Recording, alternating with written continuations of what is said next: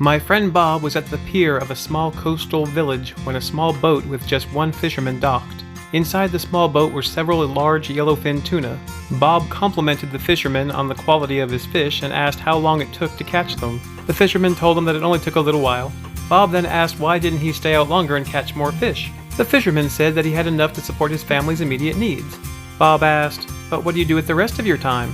The fisherman said, "I sleep late, fish a little, play with my children, take naps with my wife, stroll into the village each evening where I sip wine and play guitar with my friends.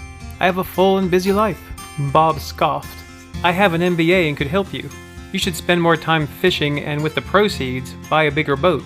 With the proceeds from the bigger boat, you could buy several boats. Eventually, you would have a fleet of fishing boats. Instead of selling your catch to a middleman, you would sell directly to the processor. Eventually opening your own cannery, you would control the product, processing, and distribution.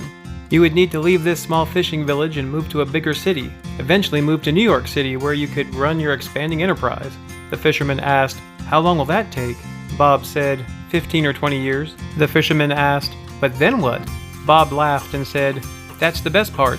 When the time is right, you would announce an IPO and sell your company's stock to the public and become very rich. You would make millions." The fisherman said, "What would I do with the millions?" Bob said, "You could retire. You could move to a small fishing village where you could sleep late, fish a little, play with your children, take naps with your wife, and stroll into the village each evening where you could sip wine and play guitar with your friends."